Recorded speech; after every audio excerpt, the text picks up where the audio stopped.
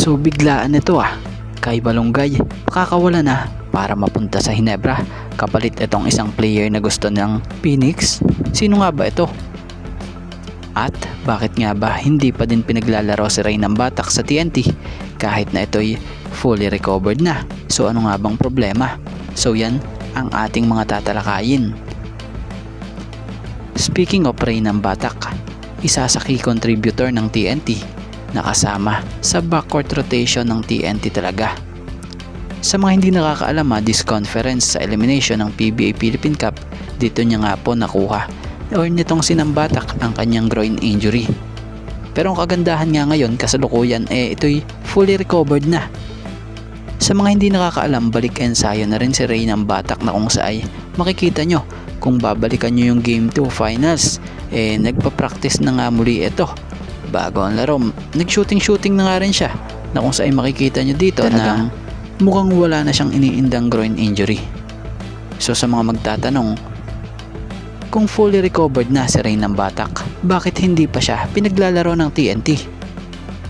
So ganito po yan. Sa mga hindi po nakakaalam kahit pa fully recovered na itong si Rey ng Batak sa kanyang groin injury, hindi po pwede siya maglaro muna dito sa TNT Tropang Giga o Tropang 5G ngayong finals dahil hindi nga po siya na-i-activate ng team bago mag-umpisa noon ng playoffs.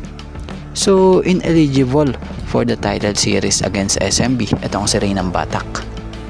So sa ngayon for sure malaki rin sana ang pwedeng maitulong nito sa team dahil shooter nga din ito. Kita nyo naman hindi yan mag-MVP kung di yan mahusay, diba? So malaki ang role niyan dito sa TNT dahil sa nakitahan nga siya ng team ng pagiging key contributor.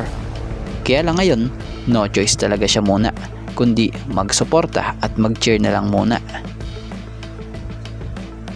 At dito tayo sa patungkol kay Kay Balonggay at sa nais ng Phoenix na makuha kapalit sa Hinebra. So for sure, simula nang naglabas ng update patungkol dito itong si Sir Snow Badwa, siguradong pinag-usapan agad ito. Na sinasabi nga nito, credit po dito sa kanyang post na to, trade proposal mula sa Phoenix. Okay kayo mga Hinebra fans? So bilang opinion nga natin patungkol dito, wow, nakakagulat kung tutuusin na to dahil handang pakawalan ng Phoenix si Kay Balonggay para mapunta sa Hinebra. So alam naman nating big man itong si Kay na siyang may pagka-athletic. Isang big man na showtimer din pagdating sa dakdakan. Mahusay din na to sa depensa. So si Kay Balonggay nga ay this conference nag-average per game ito sa laro niya ng 16.09 points per game, 9.82 rebounds per game, and 1.09 assists per game. So almost double-double nga po dito kung tutuusin yan sa big man na to. So alam naman nating lahat na marami ang nagsabi na big man talaga ang kulang sa Hinebra.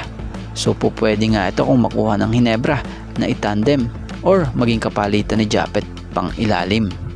Pero syempre hindi pa nakakasigurado ang Hinebra dito dahil isang RJ Abarrientos ba naman ang gusto ng Phoenix. Isang future superstar guard. So si RJ sa pagiging bago niya dito sa liga, same sila nitong si Kay Balonggay.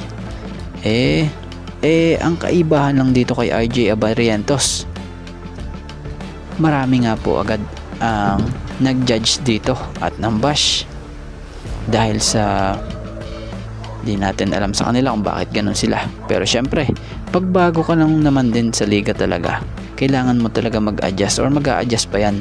Pero masasabi natin dito 2 to 3 years pa sigurado andyan na ang pagiging floor general din ito as a guard. Kita mo naman pag nag-iinit sa laro, kahit na ano pang bato yan talagang pumapasok. So bukod dun mahusay siya gumawa ng play at mga pasa. Pero syempre abangan na lang din natin kung kakagat ba dito or hindi itong Hinebra sa ino-offer ng Phoenix na tulad nito. So ano ang opinion nyo?